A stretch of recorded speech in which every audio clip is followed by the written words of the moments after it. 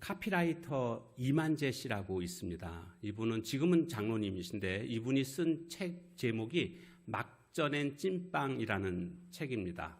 그러니까 예수님을 뒤늦게 믿기 시작했는데 예수님을 만나는 그 과정들을 일기 형식으로 쓴 그런 책입니다. 아주 감동적인 그런 책인데 이분의 직업이 카피라이터입니다. 카피라이터는 광고에 들어가는 말들을 만들어내서 광고를 만드는 그런 직업입니다. 그 말을 만들어내는 겁니다. 이분이 만들어낸 말이 어떤 게 있냐면 손이 가요 손이 가 새우깡에 손이 가요. 그 다음에 사나이 울리는 신라면, 인심 좋은 안성댁 안성탕면, 그 다음에 제품의 이름도 이분이 지은 게 있는데 의뢰가 들어와가지고 동원참치 살코기 캔, 이것도 이분이 만들었고요. 그 다음에 냄새 잡는 산도깨비, 이것도 이분이 만들었습니다. 그러니까 굉장히 대단한 이 카피라이터의 1세대라고 할 수가 있습니다. 근데 이분이 참 솔직하게 예수님을 만나는 그 과정들을 기록하고 있습니다. 그런데 그 책에 나오는 내용 이런 내용입니다. 식어버린 찐빵이 되지 않도록 해야 합니다. 찐빵이 식지 않기 위해 솥 안에 머물러 있어야 하듯이 하나님의 은혜 안에 있어야 따끈따끈한 찐빵인 채로 있을 수 있습니다. 하나님의 은혜 안에 있어야만 따끈따끈한 찐빵이 된다라는 것이죠. 아마 찐빵 여러분 다 드셔보셨겠지만 따끈따끈할 때는 정말 맛이 있지만 이게 따끈따끈하지 않으면은 딱딱해져가지고 먹는 것 자체가 괴로운 그런 빵 아닙니까? 우리 그리스도인들은 하나님의 은혜 안에 있을 때의 그리스도인다운 평강과 기쁨과 그렇게 살아갈 수가 있지, 만약 은혜 밖에 떨어지게 되면 참 별 볼 일 없는 그런 인생을 살아갈 수밖에 없겠구나, 이런 생각을 해보게 됩니다. 바울은요, 자기 자신을 고백하기를 나는 만삭되지 못하여 난 자 같은 사람이다, 나는 그만큼 부족한 사람이다 라고 고백하고 있습니다. 그러면서 그가 하는 결론은 뭐냐 하면 나의 나된 것은 오직 하나님의 은혜다, 이렇게 고백하고 있습니다.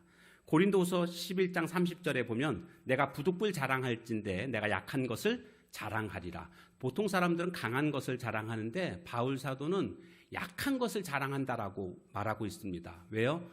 이 비밀을 그는 알고 있습니다. 그 비밀이 뭐냐 하면 그 바울에게는 사단이 찌르는 가시가 있다라고 성경에 나와 있죠. 그래서 이 고통 때문에 하나님께 3번 기도했습니다. 그런데 하나님의 대답은 내 은혜가 내게 족하도다, 이렇게 대답을 해주십니다. 내 은혜가 내게 족하도다. 지금 가시 때문에 기도하고 있는데 하나님 이거 가시 좀 없애주세요 라고 그렇게 기도했더니 하나님께서는 내 은혜가 내게 족하도다. 그러니까 바울은 가시라고 생각했는데 하나님은 그것을 가시가 아니라 은혜라고 말씀하시는 겁니다. 왜 은혜라고 말씀하시는가? 그 다음 구절에 나와 있습니다. 내가 내게 족하도다. 그 다음에 내가 약할 때 그때가 곧 강함이라, 이렇게 말씀하십니다. 왜요? 약하니까 하나님의 은혜를 바라보는 겁니다. 하나님 의지하는 겁니다. 그러니까 더 강한 삶을 살 수 있었다는 것이죠. 그래서 가시인 줄 알았는데 가시가 아니라 오히려 은혜였다라고 고백하고 있습니다. 오늘 우리도 마찬가지입니다. 내 삶 속에서 힘들고 어려웠던 것 따지고 보니까 그런 과정들이 오히려 더 주님을 붙잡는, 주님을 의지할 수 있는 시간들이었고 그것 때문에 내가 주님의 사람으로 변모될 수 있었다라는 것을 우리는 깨닫게 되는 것 아닙니까?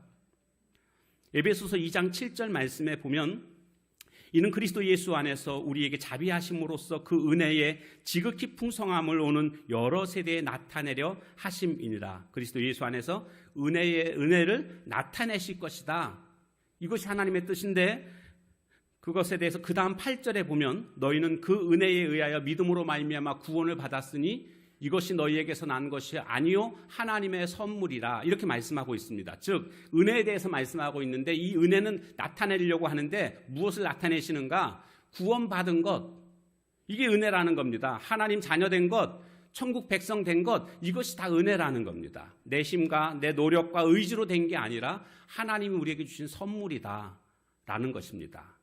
그러니까 오늘 우리는요, 예수님을 믿음으로 말미암아 하나님의 자녀가 된 이 순간부터 하나님의 은혜로 되어진 것이고요. 그리고 계속해서 은혜가 아니면 살아갈 수 없는 존재라는 것을 우리에게 알려주고 있는 것입니다.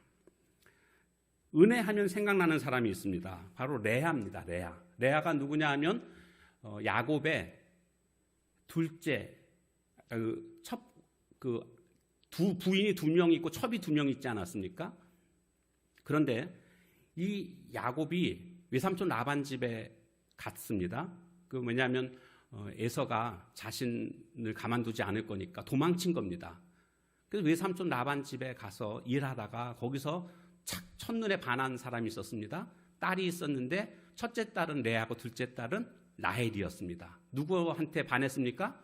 라헬한테 반했습니다. 그래서 나 라헬하고 결혼하고 싶다고. 그러니까 7년을 내가 일하겠다고. 그러면 작은 딸인 라헬을 나한테 달라고 하니까 알았다고 외삼촌이 허락을 했습니다. 성경에 보니까 7년을 수일같이 지냈더라. 이 말의 의미가 뭡니까? 너무 예뻤다는 거죠. 너무 사랑스러웠다는 거죠. 그래서 7년이라는 시간이 그냥 함께 하는 것 자체로만도 기쁘고 즐겁고 그랬던 겁니다. 근데 레아에 대해서는 별 얘기가 없습니다. 그건 못생겼다는 뜻입니다. 성경에서는 말하고 있지 않지만 예뻤으면 예뻤다고 분명히 얘기를 했을 겁니다. 그에 못지 않았더라. 이렇게 나왔겠죠. 근데 전혀 얘기를 하고 있지 않습니다. 이제 7년이 다 됐습니다. 이제 라헬이 결혼해야 되는 때인데 아버지가 레아를 부릅니다. 레아를 불러가지고 야, 너 앉아봐라. 너도 스스로 알 거다. 너는 정상적으로는 결혼을 못한다. 인정하지? 그러니까 오늘 라헬 대신에 네가 들어가라. 신방에 네가 들어가라. 밤새도록 목소리 내지 말고 가만히 있어야 돼. 들키면 안 되니까. 그렇게 해서 신방에 들어가게 됐습니다. 여러분, 레아가 불쌍하지 않습니까? 눈물 나지 않습니까? 여자들은요, 그 결혼식에 대한 로망이 있잖아요. 그래서 이 결혼식 날은 내가 주인공이다.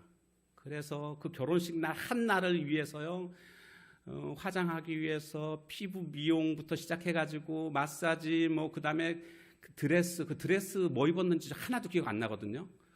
근데 여자분들은 이 드레스가 등이 파였는지 올라갔는지 어떻게 했는지 그거 때문에 바꿔 입고 바꾸고 막 어떤 사람은 그것도 사기도 합니다. 몇백만 원 하잖아요. 그 정도로 이 결혼식에 대한 로망이 있다라는 거죠. 근데 지금 이 결혼식을 자기 결혼식도 아니고 대신 신방에 들어가는 이 레아의 심정을 한번 생각해 보십시오.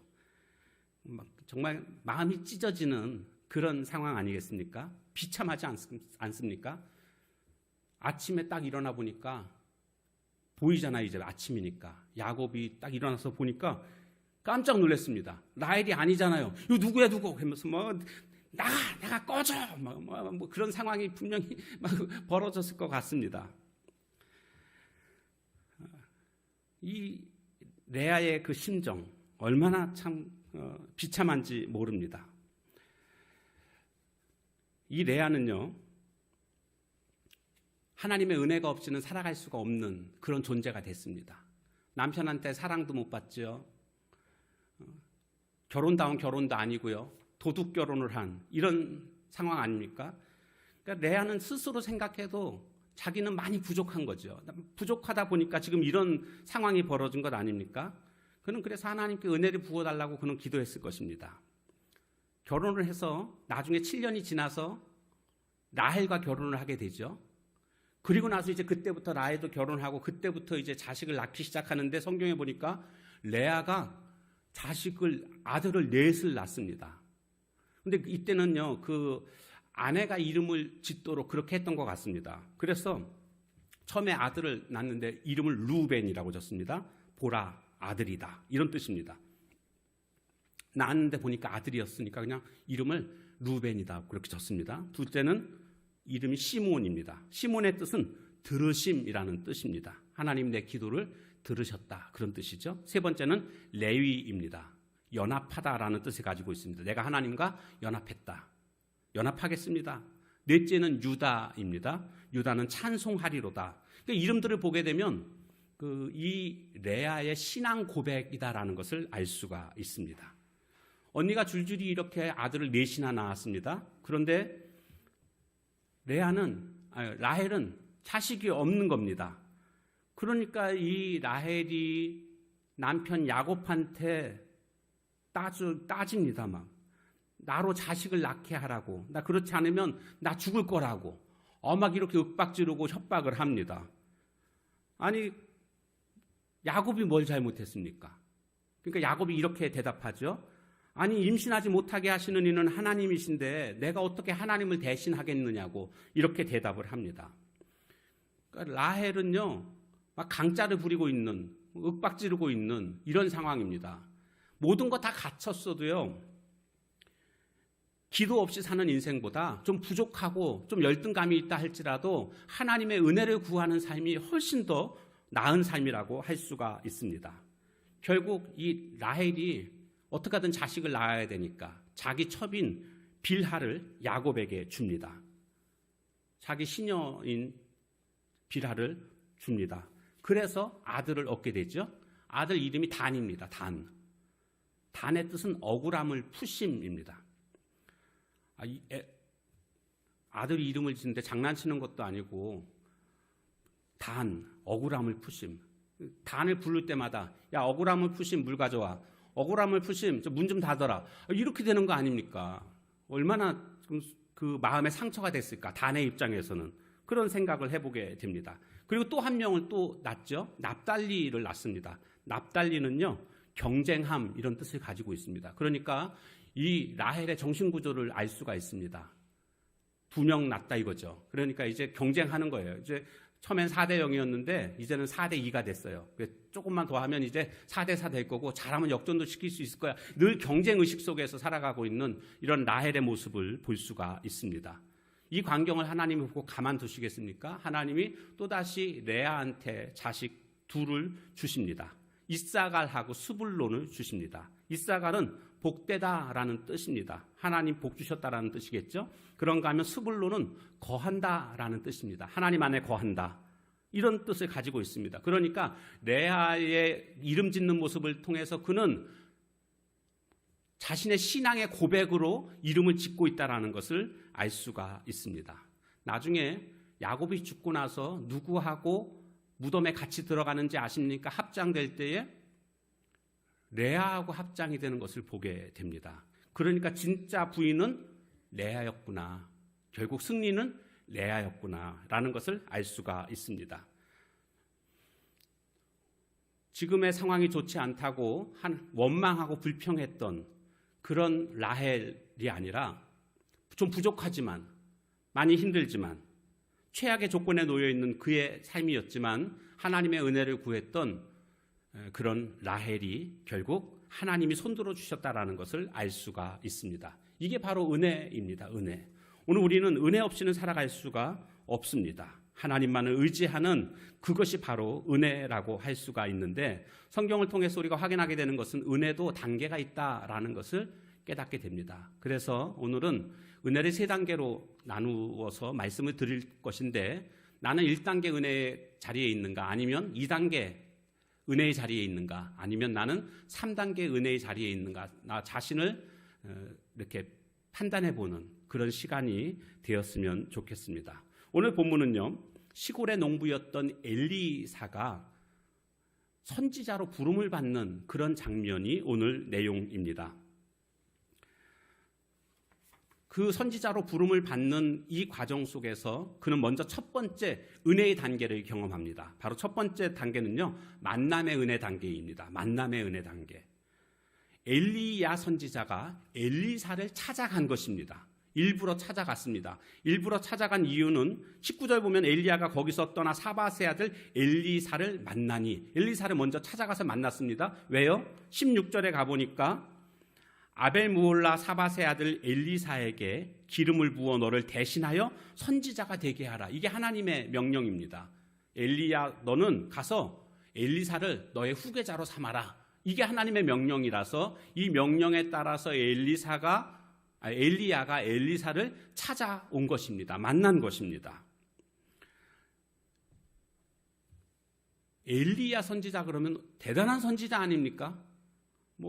설명하면 깁니다. 이 엘리야는 선지자 중에 선지자고 능력의 선지자 중에 능력이 가장 강했던 그런 하나님의 선지자였습니다. 이런 선지자를 엘리사가 만나게 된 것입니다. 누구를 만나느냐가 우리 인생에 굉장한 영향을 주게 됩니다. 성경에 보니까 만남을 은혜로 바꾼 사람들이 있습니다.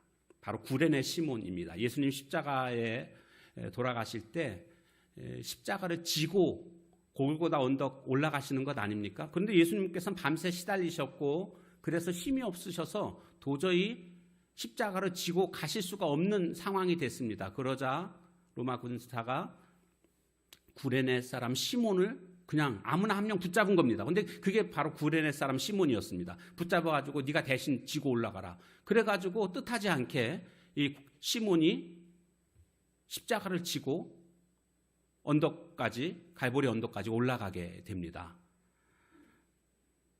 어떤 일이 벌어졌는가? 그 다음에, 그 후에 성경에서는 그의 아들 알렉산더와 루포가 로마 교회의 아주 유명한 인물이 되고 있음을 로마서 15장, 마가복음 15장에 보면 나와 있습니다. 그리고 이 구레네 시몬의 아내는 바울이 고백하기를 나에게 어머니 같은 자다 이렇게 고백하고 있습니다. 로마서 16장 13절에 보면 루포와 그 어머니에게 문안하라. 루포는 아들이지 않습니까? 루포와 그 어머니에게 문안하라. 그 어머니는 곧 내 어머니라 이렇게 말하고 있습니다. 그러니까 이 구레네 시몬이 예수님을 만나게 된 겁니다. 십자가 지고 가시는 예수님을 만났고 그것이 계기가 돼가지고 그의 가족 전체가 다 주님을 믿게 되는, 그리고 성경에 다 이름이 기록될 만큼 믿음의 사람들이 됐다라는 것을 발견하게 됩니다. 시몬 베드로도 갈릴리 호수에서 그물질하다가 예수님을 만나고 수제자가 됐습니다. 세리마태는 세간에 앉아있다가 예수님의 부르심에 응하여서 그는 제자가 되었고 그리고 마태복음을 기록하는 성경의 저자가 됐습니다. 여리고에 살고 있는 세리장 삭개오는 예수님 보고 싶어서 돌 무화과 나무 위에 올라갔습니다. 키가 작았기 때문이었죠. 그때 예수님께서 삭개오야 내려와라. 오늘 내가 내 집에 유하여야 하겠다 말씀하시고 삭개오의 집에 들어가십니다. 많은 사람들은 삭개오를 세리이기 때문에, 그것도 장이기 때문에 아주 싫어했고 상대하지 않았습니다. 그런데 예수님은 삭개오를 상대해 주셨고 그의 집에 들어갔고 나서 말씀하시는 과정에서 이 사람도 이제 아브라함의 자손이다, 즉 구원받은 하나님의 백성이 됐다라고 선언하시는 것을 볼 수가 있습니다. 예수님과의 만남이 그렇게 은혜로 그렇게 만나게 되는 것들을 보게 됩니다. 오늘 나는 예수님과의 어떤 만남을 가지고 있습니까? 언제 예수님을 만나셨습니까? 그리고 최근에 주님이 내 삶 속에 간섭하셔서 역사하셨던 주님과의 만남의 모습은 어떤 모습이었습니까? 우리 날마다 이 하나님의 주님의 그 만남, 은혜의 만남이 계속되어야 할 줄로 믿습니다. 자, 그런가 하면 두 번째 단계가 있습니다. 두 번째 단계는 결단의 은혜 단계입니다. 결단의 은혜 단계. 자, 20절 말씀 한번 같이 읽어볼까요? 시작. 그가 소를 버리고 엘리야에게로 달려가서 이르되 청하건대 나를 내 부모와 입맞추게 하소서. 그리한 후에 내가 당신을 따르리이다. 엘리야가 그에게 이르되 돌아가라. 내가 내게 어떻게 행하였느냐 하니라. 지금 엘리야 선지자가 19절 끝에 보면 겉옷을 그의 위에 던졌더니라고 말씀하고 있습니다. 겉옷을 던졌다는 뜻은 뭐냐면 너는 내 후계자로 삼으려고 한다, 그런 뜻입니다. 이때에 엘리사 선지자가 어떻게 반응했는가 보니까 소를 버리고 그 다음에 달려갔다. 그리고는 이렇게 말합니다. 내가 당신을 따르리이다. 소를 버리고 달려가서 말을 합니다. 내가 당신을 따르겠다. 즉 엘리야 선지자의 그 요구 앞에 내가 그대로 순종하겠습니다. 이것이 엘리야의 모습입니다. 그러면서 엘리야가 어떻게 하는가 보니까 이렇게 한 가지 요청을 합니다.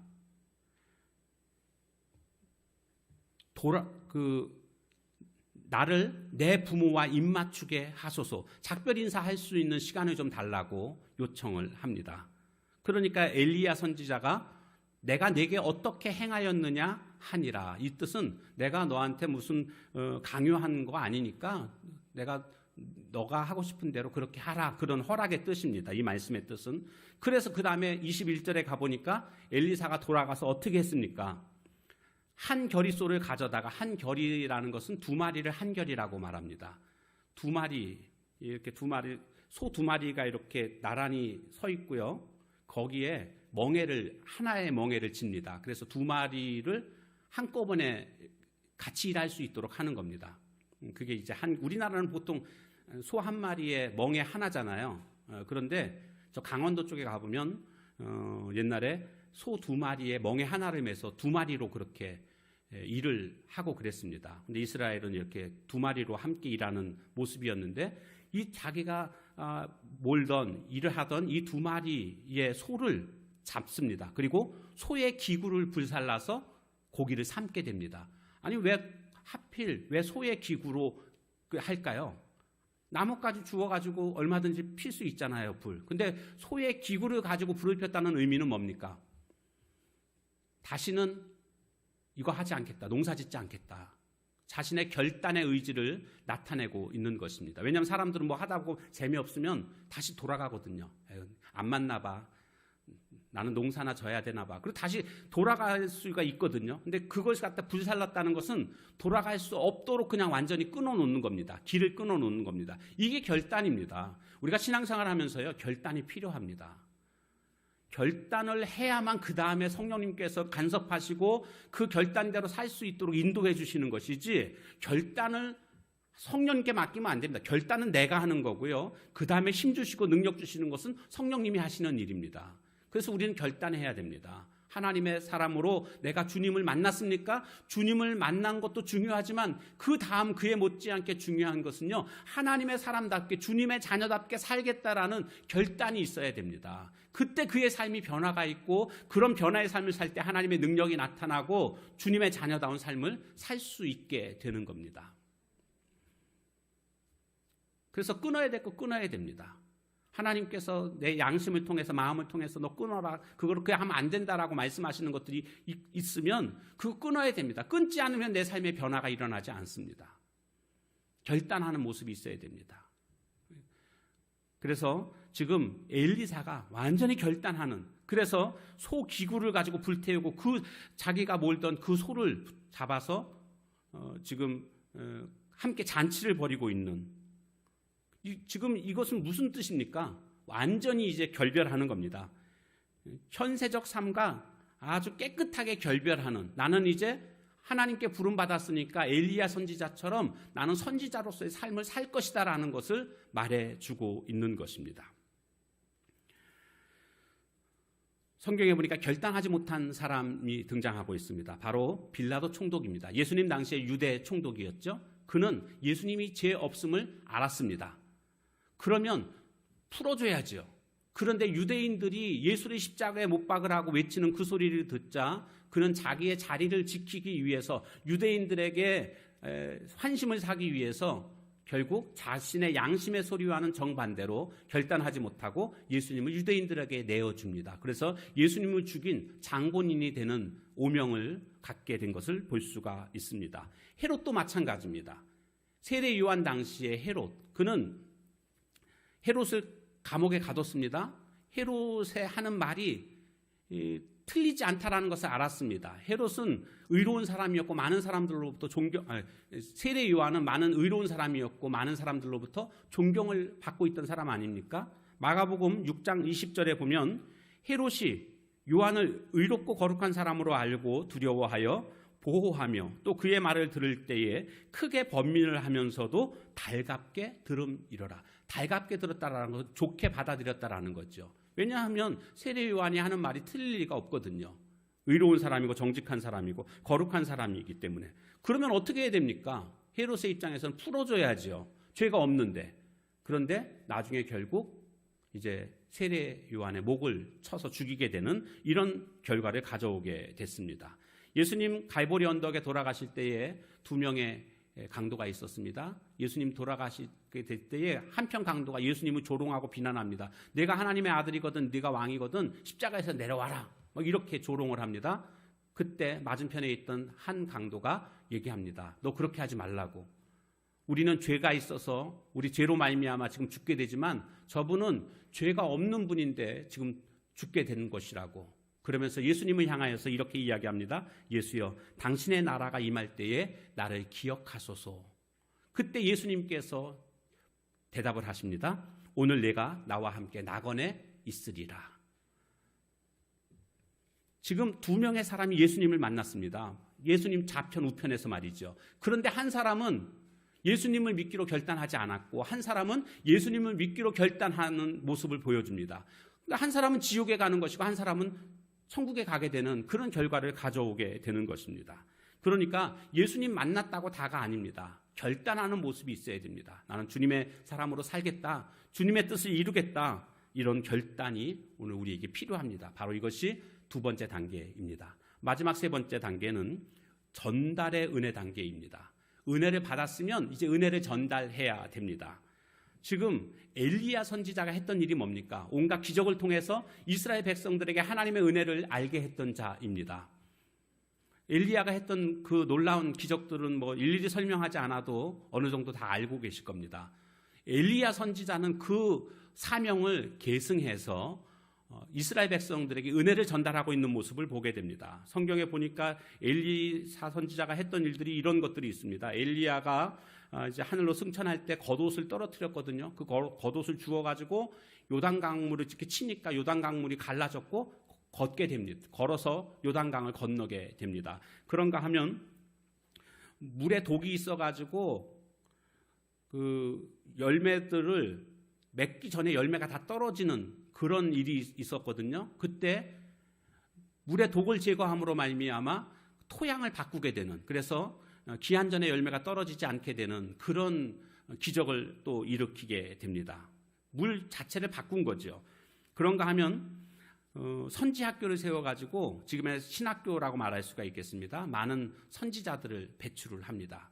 그리고 아람 군대가 쳐들어오는 것을 다 알아서 다 알려줌으로 말미암아 아람 군대가 감히 넘보지 못하는 그런 상황이 벌어지기도 하고요. 아람의 군대 장관이었던 나아만이 나병에 걸렸을 때에 그에게 나병을 치료해주는 역사도 이루는 것을 볼 수가 있습니다.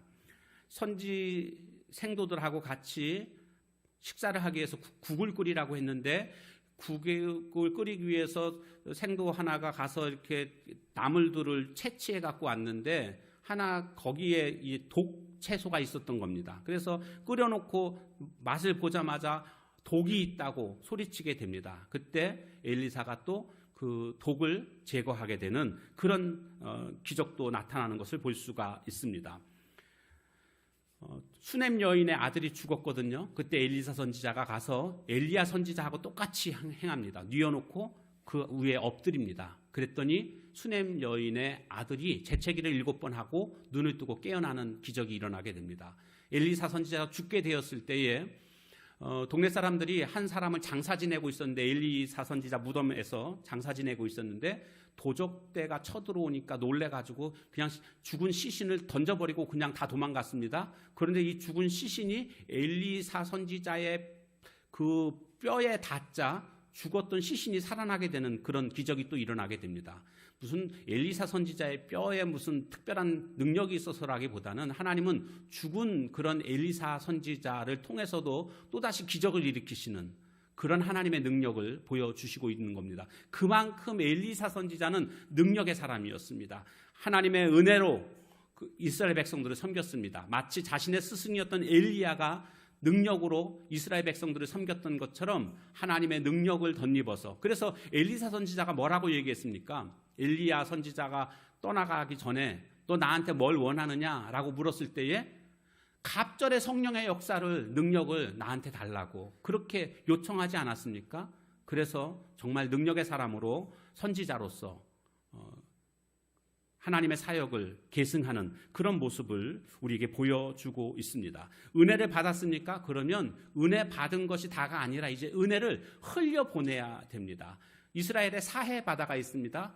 사해가 사자가 죽을 사자입니다. 영어로는 데드시입니다. 왜 죽은 바다일까요? 그 바다는요, 물이 들어오기만 하고 나가질 않습니다.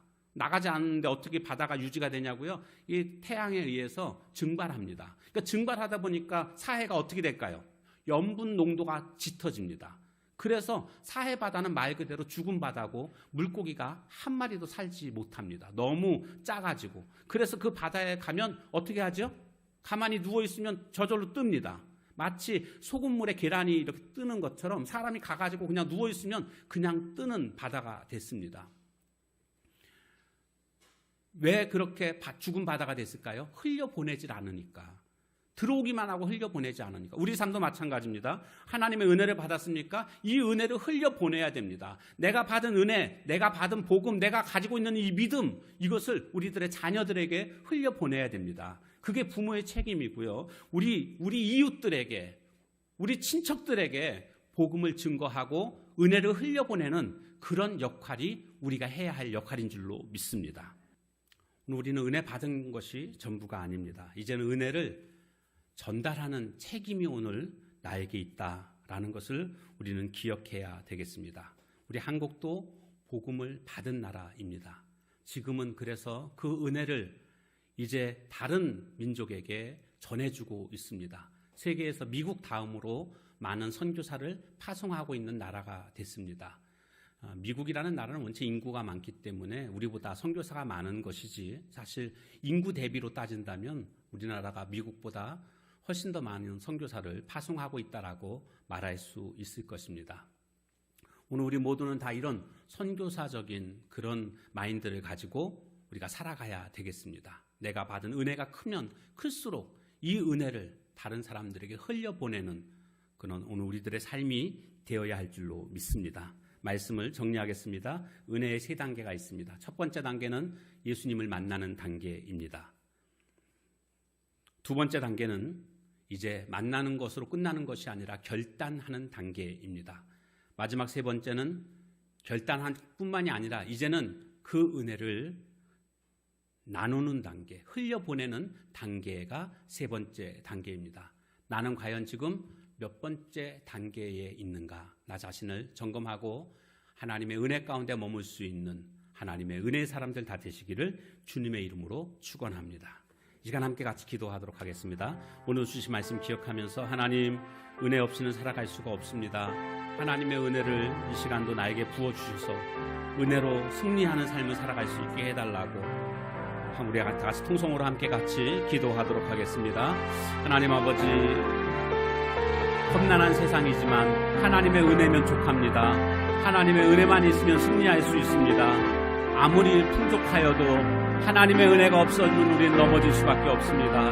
주여, 이 시간도 은혜를 바라보고 은혜를 사모하오니 주여 은혜를 더하여 주옵소서. 날마다 주의 은혜로 살아가게 하옵소서. 주님의 은혜가 나의 삶의 전부가 되게 하시고, 그래서 이 은혜로 말미암아 승리하는 삶을 살아갈 수 있는 오늘 나의 삶이 되게 하옵소서. 주님, 하나님의 사람들이 다 은혜로 인하여서 승리했던 것처럼 나도 은혜로 승리할 수 있음을 믿습니다. 오늘도 주님 앞에 날마다 조아리며 은혜를 구하오니 하나님 은혜로 채워주시옵소서. 은혜로 살게 하옵소서. 은혜로 살게 하옵소서. 이 세상은 험난합니다. 여러 가지 뜻대로 되지 않습니다. 힘듭니다. 어렵습니다. 위태롭습니다. 그러나 하나님의 은혜만 있으면 됩니다. 하나님 이 시간 은혜를 부어주셔서 하나님의 은혜를 붙잡고 살아가게 하옵소서. 하나님 이 은혜를 흘려보내게 하시고 우리들의 자녀들이 이 흘려진 은혜로 말미암아 믿음으로 말미암아 하나님 구원 백성으로 살아가게 하옵소서. 예수님의 이름으로 아멘. 하나님 감사합니다. 오늘도 은혜의 세 단계를 살펴봤습니다. 이 은혜의 세 단계를 통해서 나는 어떤 은혜의 단계에 있는가를 또한 점검해보게 됐습니다. 주님, 마지막 단계인 은혜를 전하는 단계까지 이룰 수 있는 저희들 되어서 은혜로 승리하며 은혜로 하나님께 영광 돌리는 삶이 되게 하옵소서. 은혜 하냐면 족한 줄로 믿습니다. 세상에 그 무엇이 다 있다 할지라도, 충족하다고 할지라도 은혜가 없으면 넘어질 수밖에 없음을 고백합니다. 주여, 하늘로부터 신령한 은혜를 부어 주옵소서. 예수님의 이름으로 기도합니다. 아멘.